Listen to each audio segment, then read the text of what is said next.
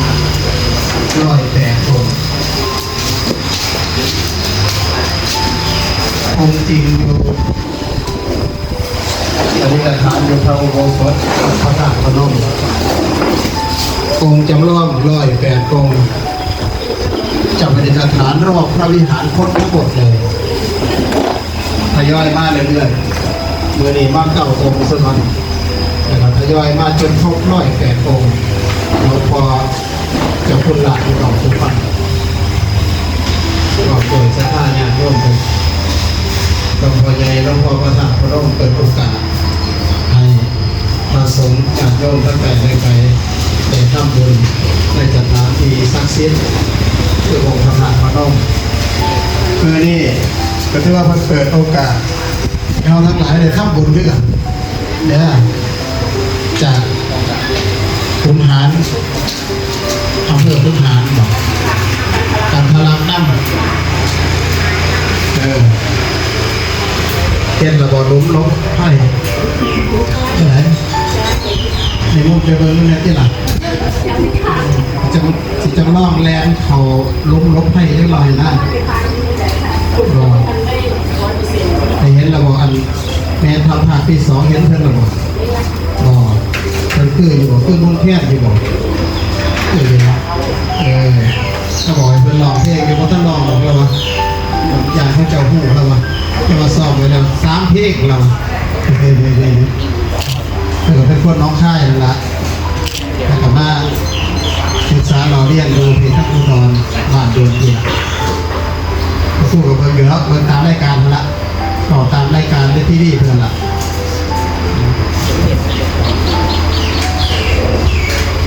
จัดมาเดี๋ยวสวดมนต์เลยฟังก่อน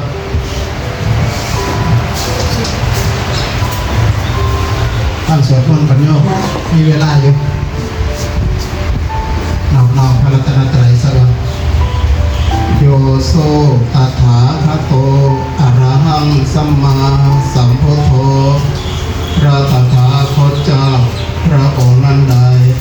เป็นผู้ไกลกิเลสควรไหว้ควรบูชาเป็นผู้ตรัสรู้เองโดยชอบอิเมหิสการเรหิตังพุทธังอภิปูชยามิข้าพเจ้าขอบูชาโดยยิ่งซึ่งพระผู้มีพระภาคเจ้าพระองค์นั้นด้วยเครื่องสักการะทั้งหลายเหล่านี้โยโสสวาคาโตภะคะวตาธัมโมพระธรรมนั้นใดท่านพระผู้มีพระภาคเจ้าตรัสไว้ดีแล้วอิเมหิสการเรหิตังธัมมังอภิปูชยามิข้าพเจ้าขอบูชาโดยยิ่งซึ่งพระธรรมนั้นด้วยเครื่องสักการะทั้งหลายเหล่านี้โยโสสุปฏิปันโนภะคะวะโตสาวกสังโฆพระสงฆ์สาวกของพระผู้มีพระภาคเจ้าหมู่นั้นได้ปฏิบัติดีแล้วอิเมหิสการเรหิตังสังฆังอภิปูชยามิข้าพเจ้าขอบูชาโดยยิ่งซึ่งพระสงฆ์หมู่นั้นด้วยเครื่องสักการะทั้งหลายเหล่านี้พระธาตุจะว่าตามกันปุริมายะทักขินายะปัจฉิมายะอุตรายะเอติมายะอุปาริปายะทิสายะกาปนะกิริสมิงปัพพะเตมหากัสสเปนะถาปิตังโพธาปุรังคาถาตงศิรสานมามิสุวรรณรัชตังรัตนัง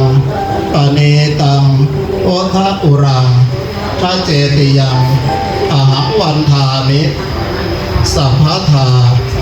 ข้าแต่สิ่งศักดิ์สิทธิ์ทั้งหลายเทวบุตรเทวดา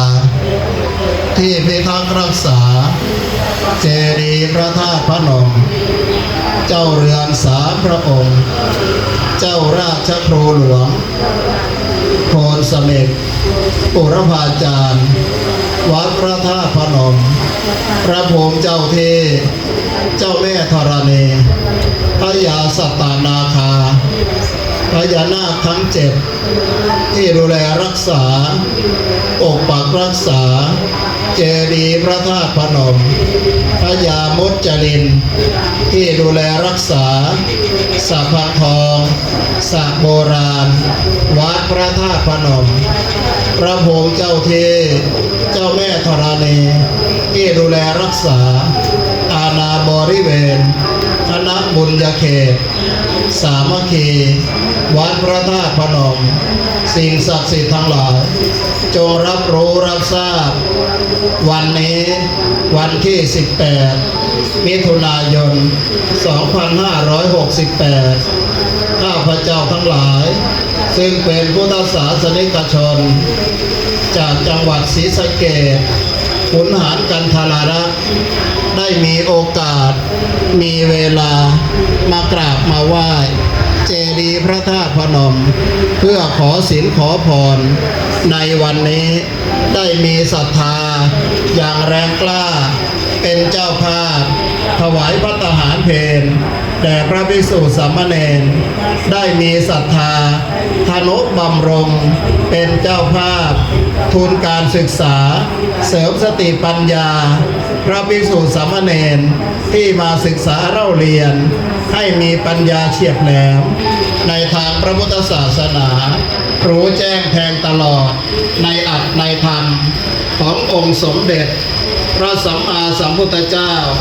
ได้เป็นเจ้าภาพทุนการศึกษาในวันนี้กำลังประกอบพิธีจึงถือโอกาสบอกกล่าวสิ่งศักดิ์สิทธิ์ทั้งหลายให้รับรู้รับทราบและมาอำนวยอวยชัยประทานพร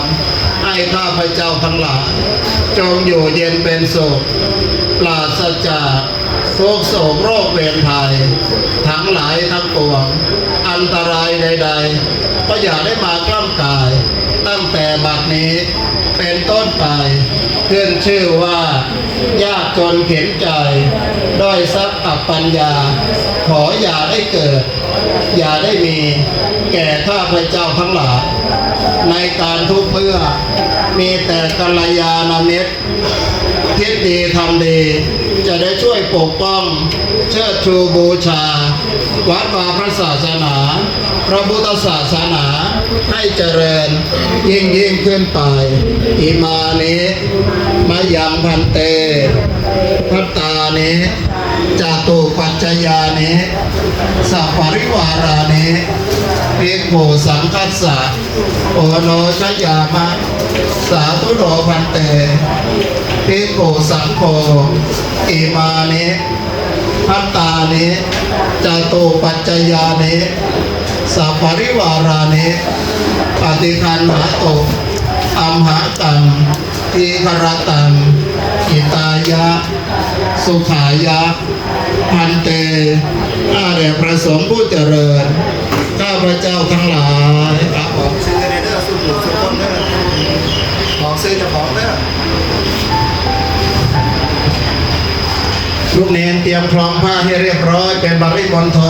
นรูปไหนเรียบร้อยแล้วก็อนุโมทนารูปไหนมองซ้ายมองขวายังไม่ปกติอยู่นิมนต์จะได้เข้าแถวรับทุนการศึกษาต่อไปได้น้อมนำมาแล้วซึ่งภัตตาหารจตุปัจจัยขอพระสงฆ์จงรับเพื่อประโยชน์และความสุขความเจริญแก่ข้าพเจ้าทั้งหลายเรื่องในโอกาสวันนี้เป็นวันสำคัญทางพระพุทธศาสนาวันพระวันศีลวันธรรมสวนะ8 ค่ำข้าพเจ้าทั้งหลายได้มีโอกาสมีเวลามากราบมาไหว้เจดีย์พระธาตุพนมที่ศักดิ์สิทธิ์เพื่อขอศีลขอพรขอความเป็นสิริมงคลขอให้สิ่งศักดิ์สิทธิ์ทั้งหลายจงมาปกปักรักษาปกป้องคุ้มครองให้ข้าพเจ้าทั้งหลายที่กล่าวนามไปแล้วพร้อมครอบครัวญาติพี่น้องวงศาคณาญาติ กูลวงวานสายบุญสายกุศลกัลยาณมิตรทุกท่านทุกคนของข้าพเจ้าจงมีแต่ความสุขความเจริญในหน้าที่การงานในการประกอบสัมมาอาชีพ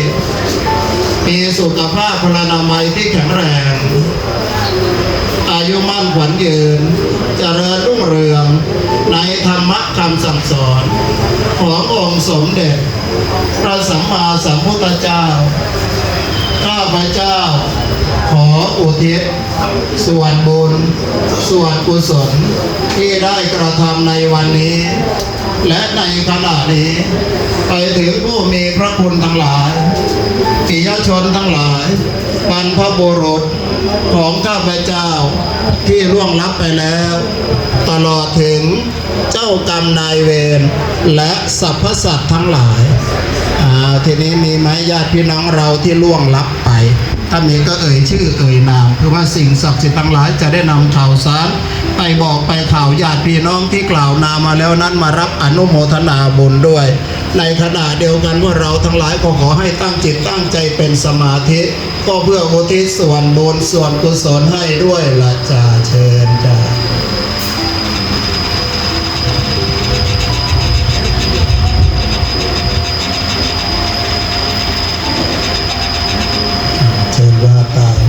หากท่านที่กล่าวนามมาแล้วนั้นไม่สามารถที่จะทราบได้ขอเดชอำนาจสิ่งศักดิ์สิทธิ์ทั้งหลายในสากลโลกและสิ่งศักดิ์สิทธิ์ทั้งหลายที่มีหูแก้วตาทิพย์มีฤทธาศักดาเดชเทวบุตรเทวดาที่เฝ้าพิทักษ์รักษาเจดีย์พระธาตุพนมจงนำข่าวสารการกุศลไปบอกข่าวให้แก่ญาติพี่น้องทั้งหลายของข้าพเจ้าที่ล่วงลับไปแล้วที่กล่าวนามไปแล้วได้รับรู้รับทราบและมารับอนุโมทนาในคราวครั้งนี้หากตกทุกข์ได้ยากลำบากเข็นใจต้องขอให้พ้นจากทุกข์ถ้ามีความสุขแล้วขอให้มีความสุขยิ่งขึ้นไปและอำนวยอวยชัยมายังข้าพเจ้าทั้งหลายจงมีแต่ความสุขความเจริญหายทุกข์หายโศกหายโรคหายภัยหายพยาธิโรคาเคราะห์เข็นเวรภัยหายไปทันทีเพราะวันเพราะเดือนเพราะปีเพราะวันขอให้เคลื่อนเพราะเดือนขอให้คลายเพราะปีขอให้หายลับดับไปมีโชคมีชัยได้ดังปรารถนาสมปรารถนาที่ปรารถนาไว้แล้วไม่เหลือวิสัยมนุษย์ปุถุชน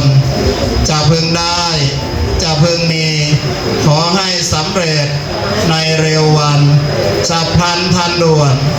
จะได้มีโอกาสทนุบำรุงพระพุทธศาสนาให้เจริญ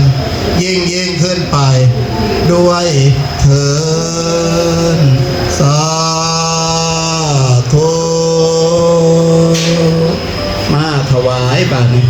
ทานไหนก่อนบอกเมนูมาอันนี้แจวหยังแจวแมงดาไม่ได้แจวบ้านถวายไว้แล้วจะให้เขาแถวอันนี้ถวายนี่เองว่างไว้ก่อนเพิ่มอันนี้มาแจวแมงดาจงเป็นของข้าพเจ้าเดี๋ยวนี้มาน้ำดื่มกันแค้นมากลิ่นโชยมาจัดเตรียมมาแต่ในรถถูกป่ะเนี่ยมาแกะอยู่ดีบ่ใช่บ้านมาแกะไปก็แกะมาต่อโอ้เอาเครื่องใช้ไม้สอยช่วยพระครูช่วยพระเนรโอ้อ้าวเชิญโอ้ยจะมาขาดอะไรอันไหนอีกวันเอาอะไรล่ะนี่ตัวนี้เอาข้าวหอมถวายเบิดบ่นี่เอาถวายเบิดเอาทุเรียนเอาไว้วันต่อไปเป็นบ่เขาเอิ้นพันหยังนี่หมอนทองภูเขาไฟอยู่นี่บ่เอาของแท้กล้วยภูเขาไฟคือกันโอ้ยอันซ้อนประมาณ5วันสุกอันนี้ขึ้นโต๊ะเราบ่ได้ยังค่ะปึ๊บเอาถวายเดี๋ยวเอาขึ้นโต๊ะเอา จานมาเตรียมจานไว้ตัวละ2 จานเตรียมจานไว้เตรียมไว้เฮา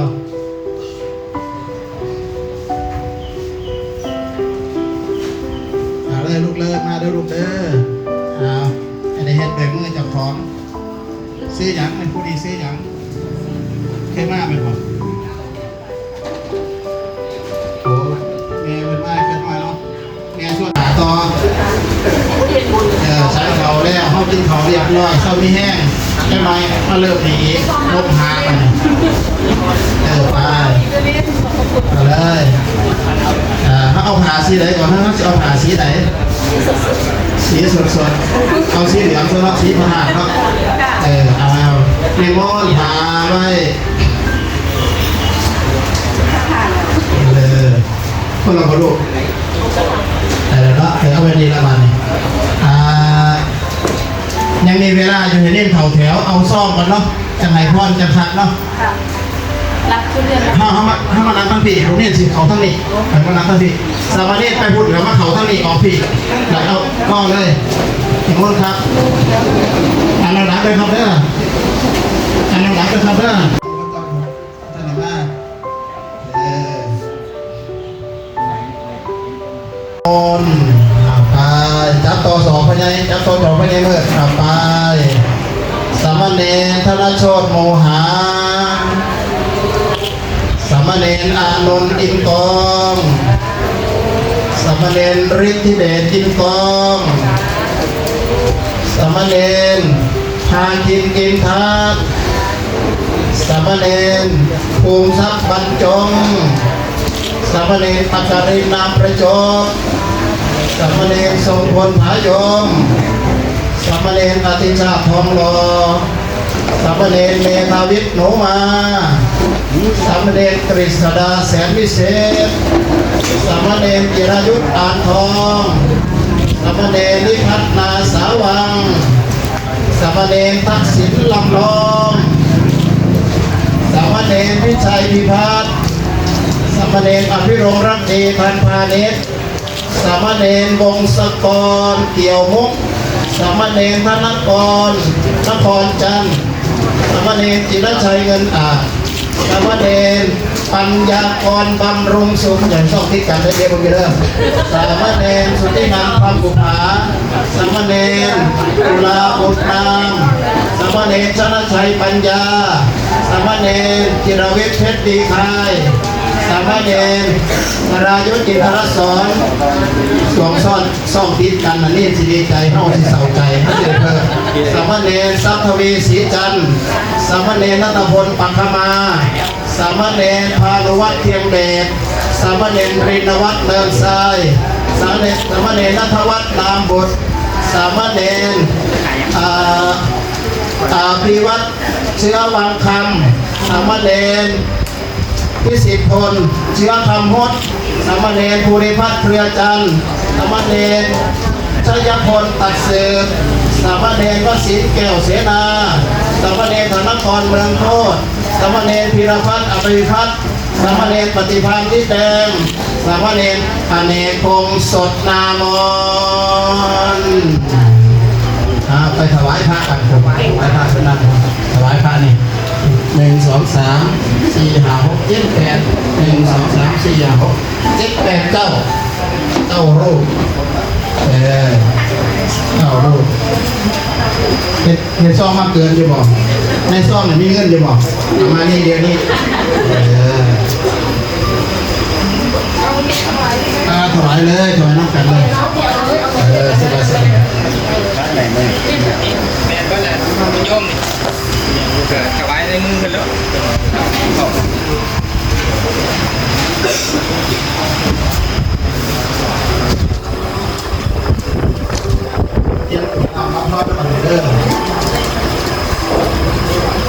เอาก๋วยเตี๋ยวแก้วพร้อมเลยนะเย็นเลยเก็บให้น้ำหอมเลย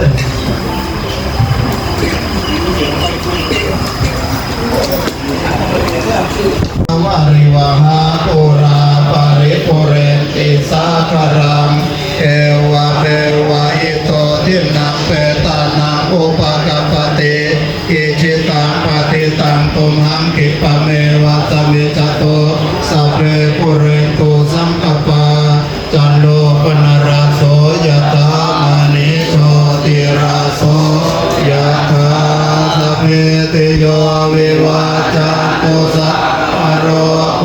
วินาศตุมาเตภวันวันตรายโยสุขิติขายุโกภวะอภิวาทนาสิริสัมเนสัพพุทธปัจจายิโนจาตารโรธรรมวาทานติอายุวันโนสุขังภาลังอิเมนะปุญญกะเมนะอุปัชฌายาปุณณตาราจาริโยปะการะจามตาปิตา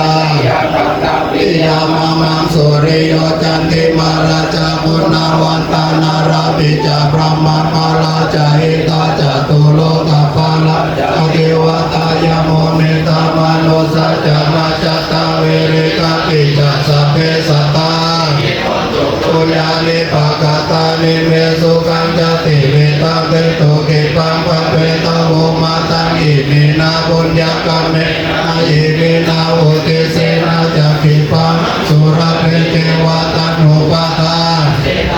เจสัตตาเนหินาตัมมายาวานิปานาโตมามังนาสันโตสัพพตาเยวายาสัจจโตปะเวปะเวอุจจิตังสติปัญญาวิริยามีนามาลาลาพันโตโนกาสังกาโตจาวิริเยสเมพุตตาเตปวารโรนาโตตัมโมนาโตวารโรตัมโมนาโตปัจเจกโพโตจะสัมโพนาโตตารโรมะมังเตสุตตามะนุภาเวนามาโรกาสังละพันโตมาอายุโตปะละโตเตโรวันนาโตปฏิปานาโตสุขัสสะทาตาสังโสอติกาจติอายุกาตวะพลังวันนะสุขันจะปฏิปานาโตเทคายุยัสสวะโหติยาตายาโตปปัจจเตเตข้าวเอ๋ยข้าวสุกจะต้องเกณฑ์ทุกบ้านทุกฐานถิ่นกว่าจะมาเป็นข้าวให้เรากินชาวนาเช่นกำลังกับทั้งปี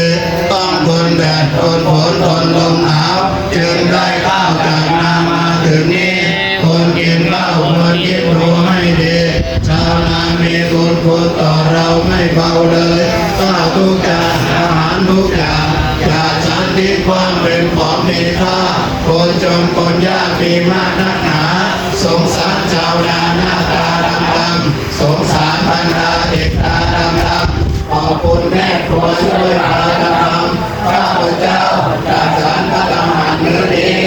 ไม่เพื่อเล่นไม่เพื่อมัวเมาไม่เพื่อประดับไม่เพื่อตกแต่งแต่ฉันเพื่อยังอัตภาพนี้ให้เป็นไปและปฏิบัติธรรมนิมนต์บริการครบถ้วนสมบูรณ์และประทานเป็นการตกอยู่เสื้อผ้าตัวเดียวด้วยเรียนอันนี้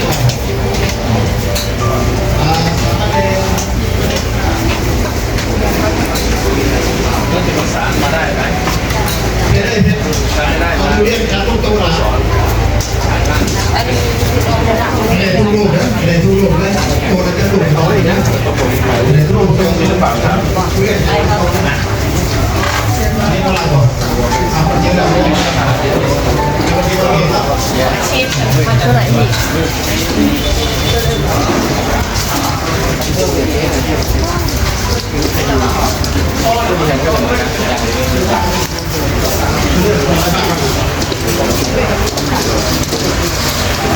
เจอเราไม่ได้ขอแล้ว